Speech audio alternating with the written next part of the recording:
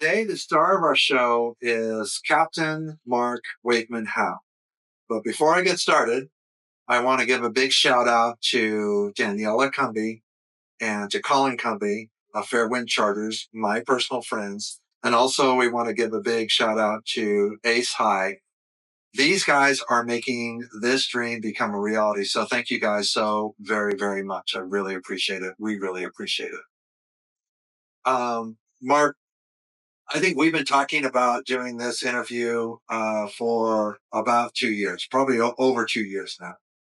So I'm really excited that we're getting to see this finally come to fruition. And that's exciting for me. I want to read a little bit of this because I don't want to miss anything. And I think this is part of why we're having this interview. So this is the beginning. Your story is a legend in the sailing world. It spans over 5 decades, from the 70s all the way through 2020. It has many facets with a degree in biology, a stint as a United States Marine Corps combat artillery officer who served in country in Vietnam.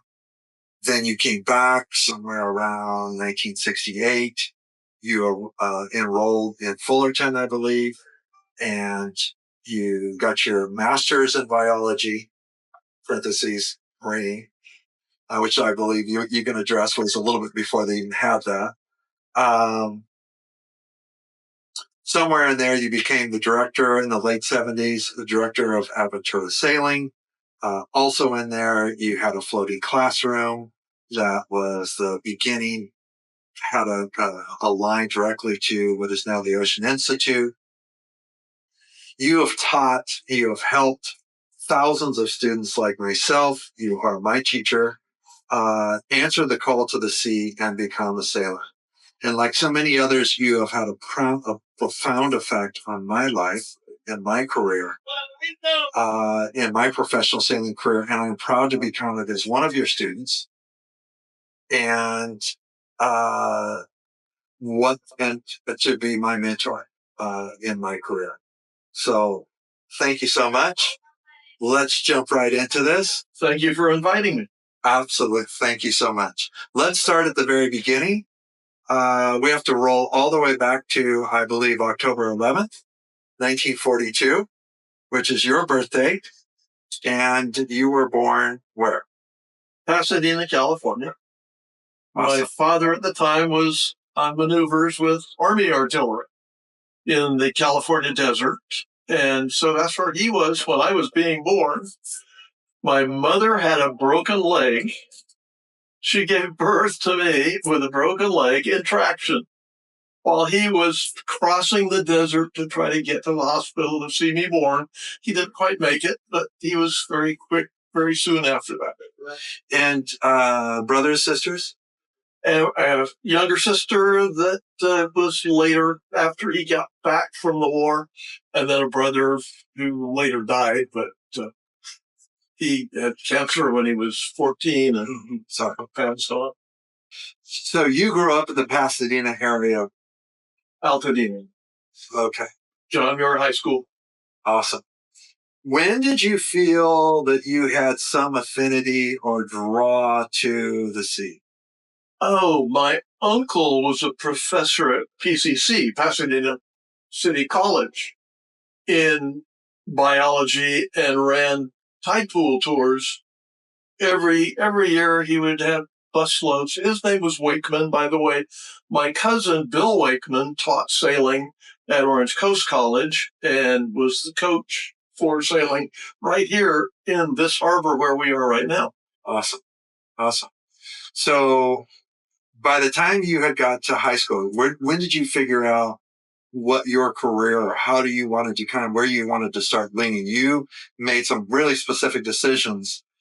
We'll talk about Stanford when you enrolled there and why you made those decisions. Initially, I was going to be a military career, and I did not get the appointment to West Point. And then I was thinking about Annapolis, but the Naval ROTC program was very appealing. And so that was what I applied for, got to Stanford. Both my father and grandfather and grandmother had gone to Stanford. Wow. In fact, my grandparents were during the 1906 earthquake at Stanford when half of Stanford fell down. Wow. Wow. So you found yourself in Northern California going to Stanford, but then in that you at some point went into a special program or a new program. I believe that was out of Monterey. Yeah, the Hopkins Marine Station in Monterey had a new program for undergraduates, and it was during the school year. They had normally in the past done it during summer, but they did 1 quarter of immersive marine biology at the Marine Station, and so I was on that first. They called it the Tegula. That's a sea snail, the Tegula class. So if we go back in time a little bit, we look at about 1960, and really Vietnam was just coming. We didn't have very many people there in an official capacity, I believe. But in the time that you were going to college, things really started heating up there. And I think somewhere around 1962, you decided, you made a career choice in your military career and you decided to become a Marine. Is that correct? That's correct. Yeah, the first 2 years of NROTC, you go to sea during the summer programs. And I realized that in the Navy, I wasn't going to get to the beach very much. So I decided, well, hey, a Marine gets to the beach a lot. Right. And so that was the direction I went. We could spend a lot of time in this because I think that's fascinating, and the history there is just amazing. And that time that you did basically in the Bay Area and then in Monterey. Fast forward into 1964, you graduated with a degree in biology. Yes. And as a commissioned officer in the United States Marine Corps. Yes. Which I believe the rank would have been lieutenant. At that point, it would be second lieutenant. Yeah. Second lieutenant. And then off you go and find it with a lot of story in between, but you find yourself in 1967 in country in Vietnam. 66 was when we went over. So there's a little gap there between 64, go to Pendleton, train. Right. Oh, first of all, you have to go through basic school. Right. And then you graduate from basic school. At that point, then you know that you're going to be artillery. So then when you get to Pendleton, you're in an artillery battery, training, and living in Dana Point Harbor. Well, I shouldn't say harbor because it was only a cove at that point. I was living above the cove, and I had a Malibu outrigger sailboat that it actually was on the beach. I'm looking right now at the place where the beach used to be, called Blackie's Boatyard. And so living in Dana Point and coming up here to go sailing was too far, so I decided to bring it down to Dana Point. So I sailed it in on a beach down at that cove, Fisherman's Cove in Dana Point, where Dana Point Harbor is today. Just as a side note, is that the famous, what did you call it? I call it a catamaran. You call it a Malibu outrigger. Was that the infamous outrigger that actually capsized somewhere between here and Catalina that you had to swim to shore on with a girlfriend? Well, there's two stories. One was the one where my parents were sailing to Catalina on their boat, and we were on the Malibu sailing, and we ran out of wind. And so the idea was my parents were supposed to come and pick us up and tow us the rest of the way to Catalina. They lost track of us. And in fact, they ended up heading back towards Long Beach. In fact, that ended up later on in life being one of my big stories in navigation, was adding instead of subtracting your deviation. Right. So magnetic deviations. So they ended compass. Up in Long Beach. Right. We fortunately got towed back to Newport by a boat coming back from Catalina. And at that point, we just went home and went to bed, reported to the Coast Guard. Okay, we are home, but we reported to Newport Coast Guard. They didn't talk to Long Beach Coast Guard. Long Beach Coast Guard launched a search for us the next morning. Oh, Lord. So eventually they did talk to each other and we got things all straightened out. And the other story. But the other story was sailing one evening, late afternoon, just before dark, and flipped the Malibu about 1 mile off the end of the jetty here in Newport and started swimming in while realizing that the current was going down the coast. You don't want to swim against the current. You swim perpendicular to the current. Right. So we ended up on the beach at Crystal Cove, 4 miles down the coast.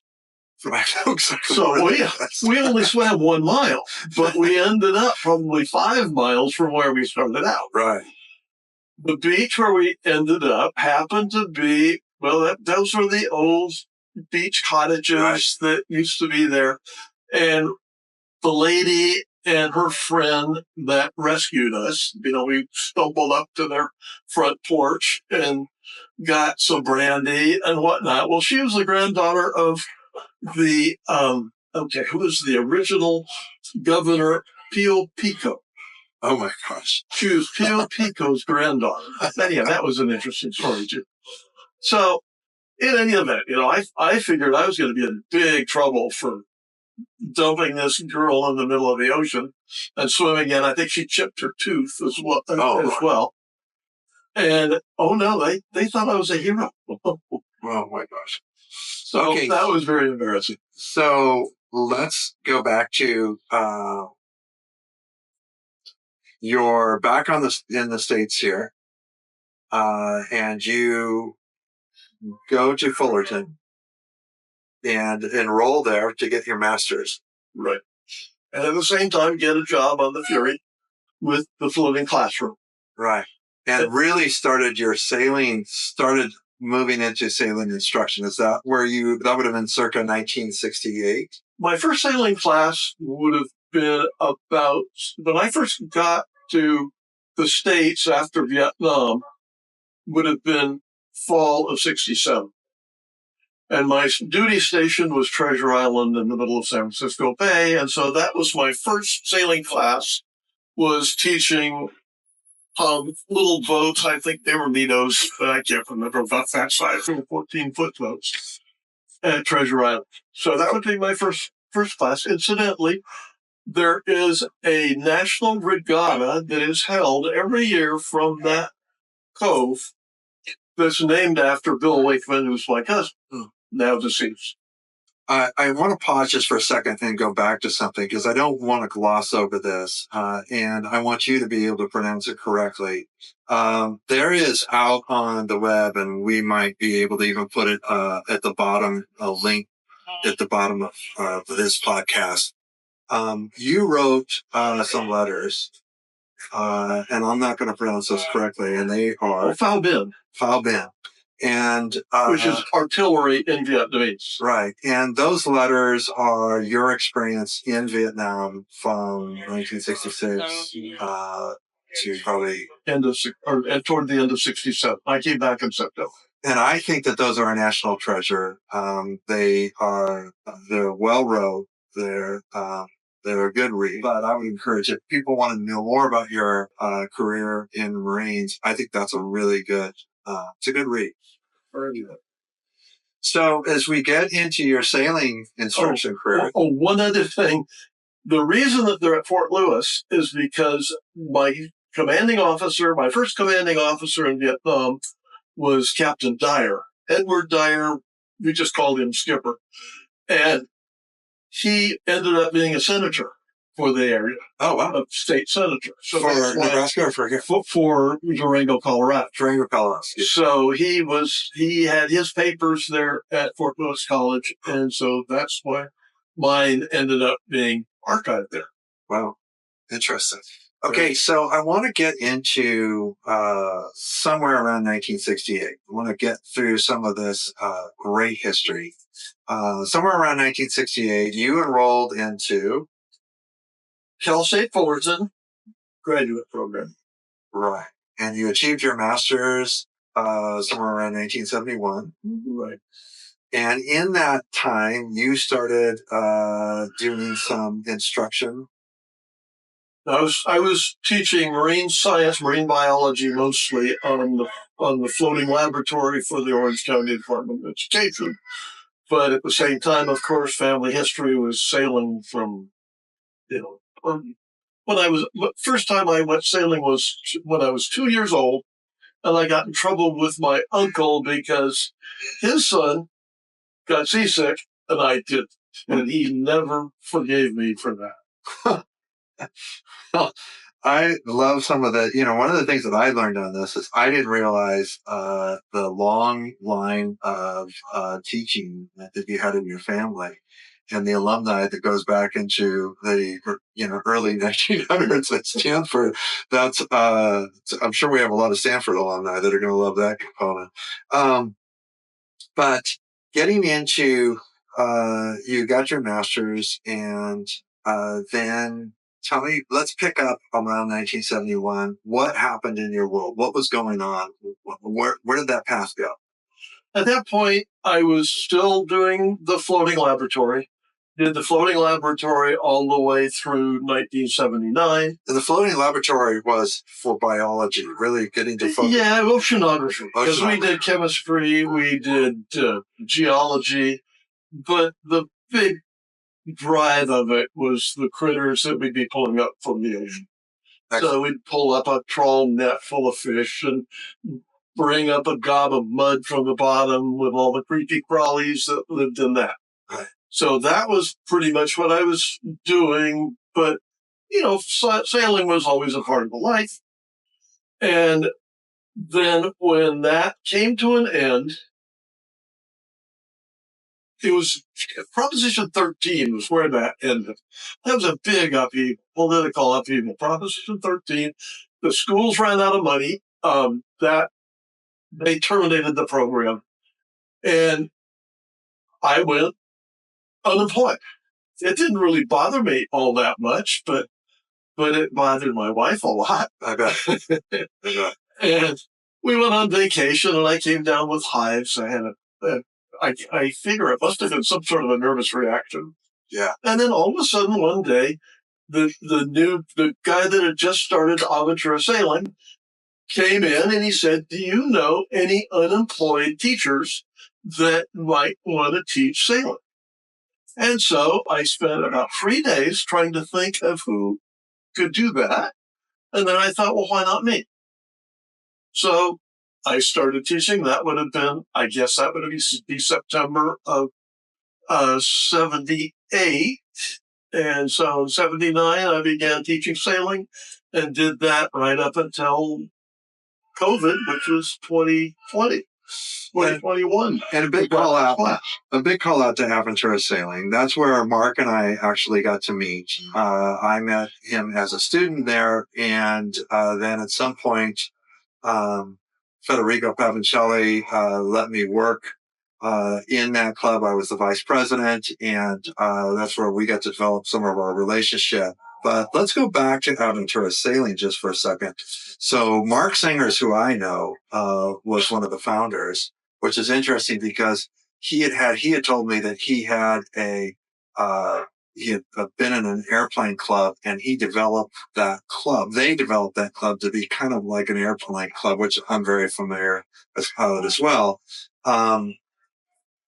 But you came in and started teaching at Aventura Sailing. And I say that's the house that you built.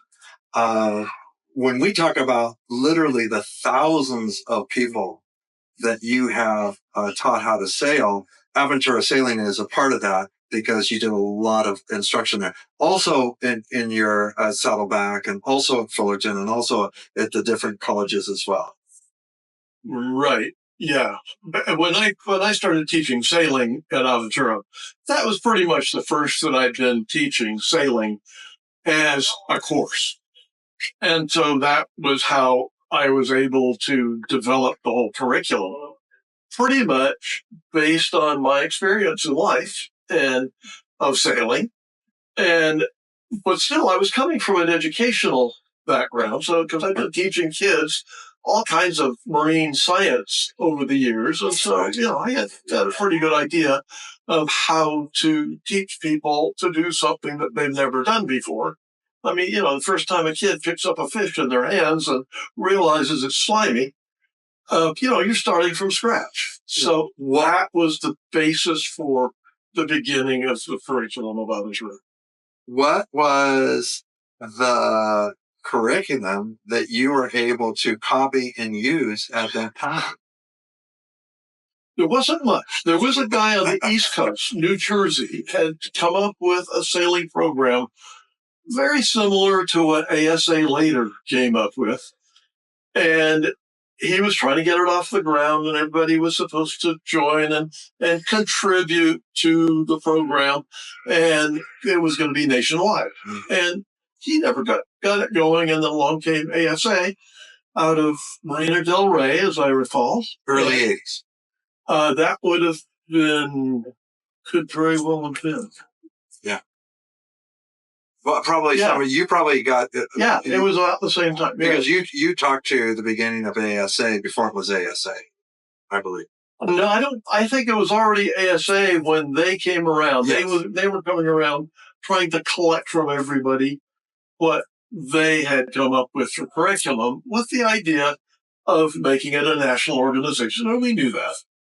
The previous guy was much more cooperative. They were much more of a corporate situation. And my understanding was that the guy that started it was not a sailor. I don't know that much about the background. But last summer, or this last summer, my wife and I had the great honor and privilege. Lenny Shops, who was the founder of ASA, American Sailing Association, he passed away last year. We were invited to a flotilla that was in British Virgin Islands, and I got to be a West Coast captain, the only West Coast captain there that was invited. So we got to be a part of that. The reason why I mentioned American Sailing Association and Nautic Ed and U.S. Sailing is I look at the curriculum today, Mark, and I have your that you gave me when you retired, your first or some of your first material, your manual, and I see a through line from your early curriculum and syllabus that you put together that goes all the way through today into the current books that we're at, whether it's American Sailing Association or it's Nautic Ed or it's U.S. Sailing. I see a through line that goes through that. And I believe that you had a part in that from my perspective. And I think that that's a really great gift that you were able to pioneer at a time where there wasn't a lot of information on that. And then you started developing your own teaching strategy of how to get that out. Mm-hmm. Yeah, and most of it came from lectures and lecture notes, which little by little became a syllabus. Because when we were doing the floating laboratory, we had a syllabus that we used. And so I had developed a syllabus for the floating lab. And so I figured, okay, we need a syllabus for the sailing program. And then that, of course, expanded over the years. And then we went to advanced sailing. And then we had navigation that ended up being included. So, yeah, it continued to develop. I said earlier that was my first teaching sailing, but there was also a sailing program at Saddleback that began in 1974 when we had some concrete boats that were donated. First, they attempted to donate these boats to the Orange County Department of Education, and they couldn't really accept them. So then I said, well, how about Saddleback College? And Saddleback was just getting started. They just built a brand new campus with portable buildings. That was how Saddleback College began, was portable building. I think they did it in 6 months. And so we got these concrete boats, started doing programs sailing out to Catalina and the Channel Islands. And so eventually our Channel Islands program caught on, and then eventually became a sailing class and a marine science technology program at Saddleback, which grew over the years. But it began with those 40-foot KC-40 concrete boats from the Republic of Korea. Oh, that's crazy. So the first name of the boat was ROK Rock, and the second name I named, I was very proud of that, Sea Mentor. So I'd like to get into Channel Islands a little bit. So that's game on sailing up there. Usually some pretty good winds. Can get a little rougher up there than down here between, let's say, Newport and San Diego. Up there, we have some pretty strong winds and some pretty good seas. Did you ever experience that when you were out there with your class? Oh, yes. Oh, yes. We had two programs. There was a 3-day program, which was San Clemente Island, Santa Barbara Island, and Catalina on the way back. So that was a nice little triangular sailing route for the 3-day program. The 5-day program was all the way up to Anacapa and Santa Cruz, and then back. And of course, that is a long ways to go. That's a pretty grueling one, too. Yeah. So we just go right past Catalina, straight to Anacapa, do that journey overnight. And so we're already there the next morning and then continue on from there. And incidentally, Mark, I love that style of teaching. To me, I call that immersive sailing teaching. And to me, people get the best benefit because you're living the sailor's life and you're not more than theoretical. You're actually right out there in practical training. I love that aspect. So I love that you were pioneering that and doing those classes. So you asked about, did we ever have any stormy weather? Yes. One of my classes, early classes, at the end of the cruise, they came up with a song as to the tune of When Johnny Comes Marching Home Again. Yes. And it's when Mark comes sailing home again. The sails are in tatters, the boat is a wreck, and I can't remember what all the words were. But yeah, it was pretty rough up there. People got their immersive sailing with stormy weather, and it's the kind of thing that's the only way you can learn it is by doing it. You can read books, you can watch videos. Did you have to hove too? Sure. Did you ever have to hove too? Oh, that was a pretty standard thing, was heaving too, but not because you had to, just because it was time to take a break. Right. The perfect way to take a break. Right. Now these are catches, so it's a little bit different. We had, over the years, experimented with sailing in stormy weather, sailing with a jib and mizzen, as opposed to a jib, a reef jib. It's a storm jib and a reef main. Right. And I think the storm jib and the reef main actually works a lot better than the jib and the storm jib and mizzen. But anyhow. You mentioned that you've noticed that a sailboat takes on the characteristics of? Oh, a creature. Sailing a sailboat in stormy weather, you get it on attack, tracking, and it feels like, being a horseman from way back, my father was a polo player. I feel like it's a horse. I mean, it has that spirit. It tosses its head. Somewhat unpredictable. It's unpredictable in a sort of a semi-predictable way. I mean, you always have a rough idea of what it's going to do, but then it'll do something else. But it just has that incredible spirit. Yes, I know exactly what you mean.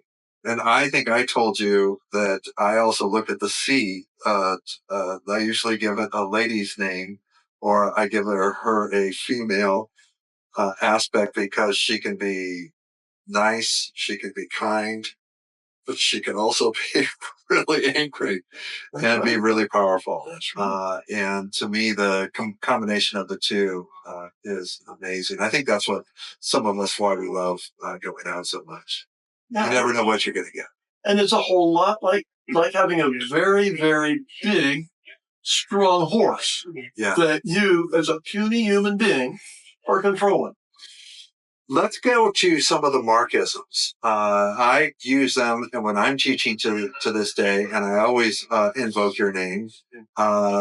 So here's some of the ones that I remember, and let's kind of go on some of these. So I remember many, and I took every class I could with you, and I remember most classes somebody would ask, "How fast? What's the fastest we can sail a boat, or what point of sail?" And your answer would be downwind, on the face of a wave, in a gale, until something breaks. which is so true. It's so true, because then you're breaking hull speed. You can just surf. You're surfing down that wave, which is pretty exhilarating in itself. I think you mentioned to me surfing in Dana Point one time, coming into that harbor, and you were surfing in. Do you remember that story? When we took a knockdown? Yes, I think so. I think that was 1985. Big storm, waves breaking over the jetty, and when we left the harbor, we knew it was going to be gnarly coming back because, we're climbing up over a wave and down the other side, and we got out of the harbor. Did our storm sail? Oh yeah, it was a program that we had called Storm Sails. Right. And we would get on the telephone at 5 o'clock in the morning and dial 25, 30 names, something like that. You can imagine how long that would take. And the first 6 people to say they'd be there, we'd go out. But by the time it was time to come back into the harbor, there were breakers. Right. There's a reef just outside the harbor. Yes. And it doesn't seem like much normally, but when you've got big, huge swells coming in and they're breaking over that reef, it's a little gnarly. Yeah. So I thought, maybe we ought to go up to Newport and go in there. But no, we're going to try it. So we start heading into the harbor, and we get into this breaker. The boat lays over on its side. The wave comes over the cockpit, over the back of the boat where I was always sitting. That was my perch, was on the stern pulpit. So I'm the only one that has his head out of the water after the wave goes over. Everybody else is underwater. And then we come popping back up. Oh, by the way, we're all wearing wetsuits. We knew it was going to be gnarly. And by that time, we're inside the harbor. Oh. So there's all these people lined up over at the end of the island watching. And hopefully, I thought somebody's going to be taking pictures of all this. Never, ever found anybody that had pictures. Oh, I think I did finally find somebody, but you couldn't really say our boat. And we got back to the dock, and a couple of things. One, the only water that we had down below was in a bucket inside of a lazarette, which meant that during this wave, the lazarette had to have opened, water went in, filled the bucket, the lazarette closed again, and the only indication was the bucket is full of water. Then the other thing was the people that followed us back to the dock to wonder what kind of idiots were out there sailing in a storm like that. But forward wheel power.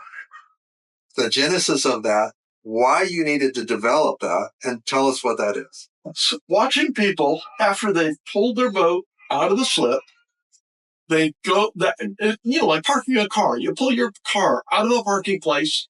Now you put it in forward gear. You would, with a car, turn the wheel before you step on the gas. Time and time again, and routinely, people would put it in forward, hit the gas, and then realize they're heading right straight to the boat next to them, and start turning the wheel and try to get the wheel turned so that they missed the boat, which most of the time they did, but sometimes they didn't miss the boat. They'd plow into the back of the boat. So I came up with, it's the same thing you would do with a car. You put it in forward and turn the wheel before you step on the gas. And you used to say it would be like ready, fire, aim. No, everybody always gets that wrong. It came from one of my students one time said, well, if you don't do it right, what you have done is ready, fire, aim. Right? And so you got to remember that hitting the throttle is like pulling the trigger. You hit the throttle after you have your wheel turned all the way. Mark, one of the things on that is always just amazing to me as you get to go out and I get to go out and instruct, but I hold you up as a mentor.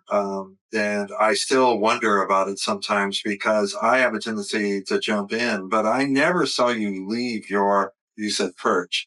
I never saw you leave your area. Maybe you did and I just forgot. No matter what was going on, you stay extremely calm and you're able to communicate the students through whatever problem, the imminent danger of running onto the rocks or, or running into another boat, but you always almost zen-like stay to that. So that's always something I aspire to do. But also somewhere I had read when I was at Aventura Sailing, I read a letter, somebody talking about your approach, and they call it the Socratic approach.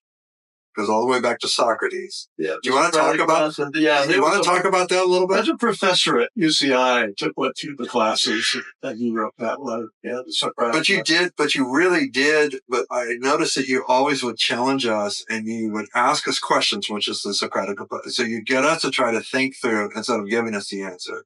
Do you want to talk about that? Yeah, no, yeah. That is the way I've always felt was best in teaching is just getting the student to come up with the answer, which they almost always do. I mean, once in a while, you have, say, you lead them into it, of course, but, if you're getting them, it keeps them involved. As long as the student is involved, they don't fall asleep, they don't their mind doesn't drift off. You got to keep them involved. I think it's interesting because as you developed, I mean, your span of 5 decades of teaching, literally thousands and thousands and thousands of sailors that you got to instruct. So your breadth of understanding and seeing every single position that could happen out there had to have a real interesting effect on you and your approach to teaching. Yeah, that's something that my students would always say was, you don't seem to be the least bit worried. And well, I won't say that that's always true, but it usually is because I know what the boat is going to do. The student doesn't. Right. But I do. So, but you mentioned that I never put my hands on the wheel. I think it would be interesting if somebody were to have a video of me teaching. You notice that my foot is very close to the wheel. So I can influence where that wheel is with my foot. Right. Without the student maybe even realizing it. Right. So, yeah. So, but once in a while, I mean, there have been times when we've had some terrible accidents. I mean, nothing that hurt anybody, but, right. Costs a lot of money. Right. I find that we tend to, the more we sail, if we're smart, we tend to get a good dose of humility along the way. You and I have talked about this before. Mother Nature is the CEO. Yes. Oh, yeah. And we have to go along with their program. Yeah. Or her program. Okay. So, in your storied career, that is vast, what do you think you're most proud of? Well, I guess getting people into sailing that normally probably wouldn't get into sailing.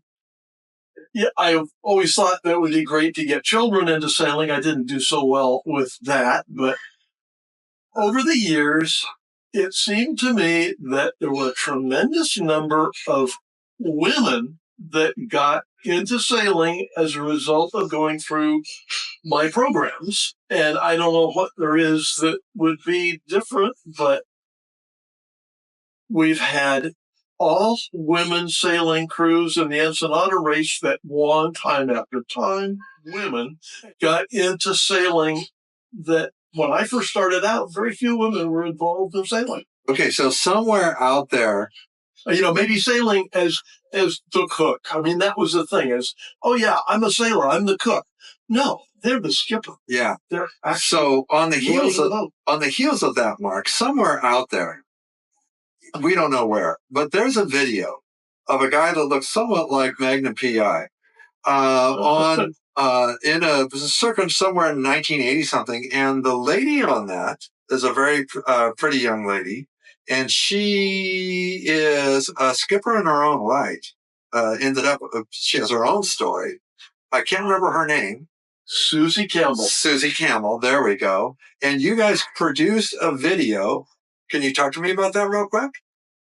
That video progressed over a number of years. It was first a lady went through the sailing class, and she and her husband had a production company in Studio City or Burbank. I guess it was Burbank. And so they put together a video. She was the one that wrote the storybook for it. Right. And was the producer. He did all the legwork.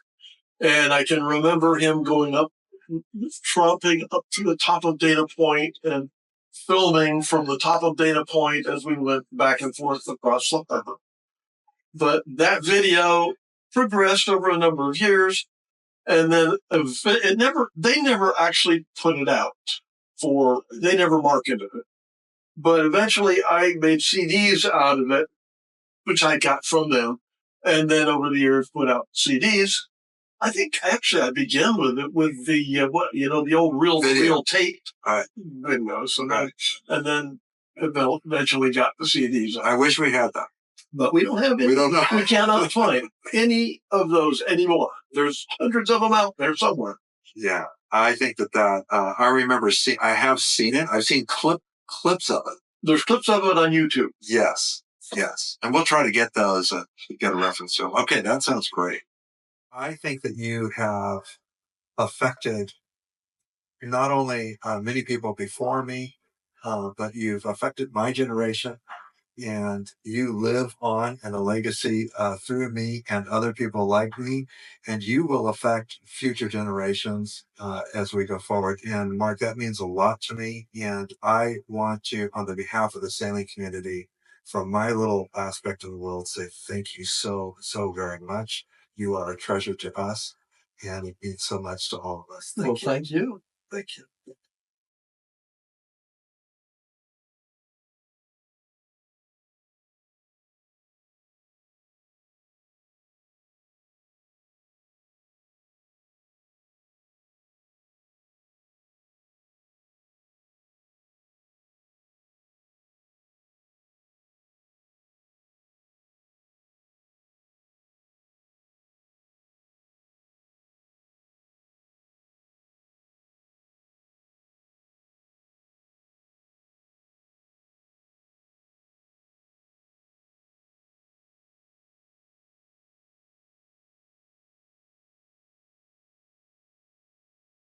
The cook.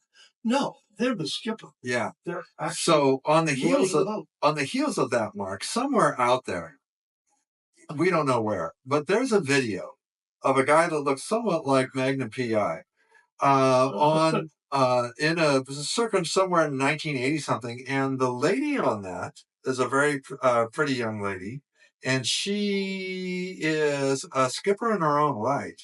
Ended up she has her own story. I can't remember her name.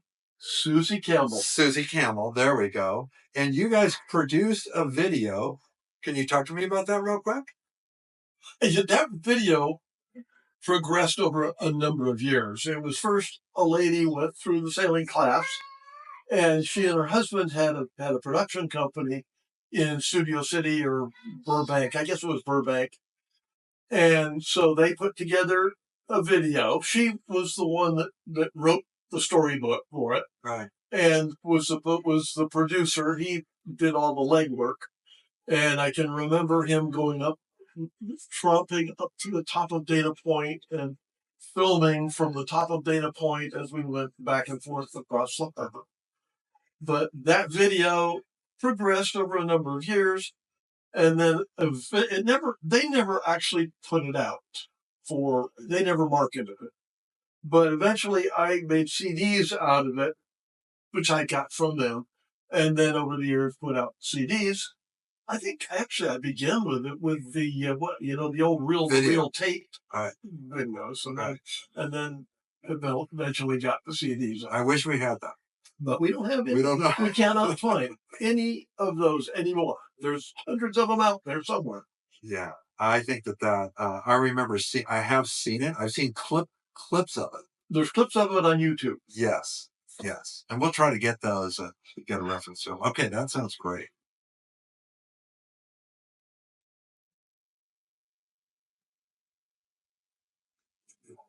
Then we're going to close. I want to go into the closing.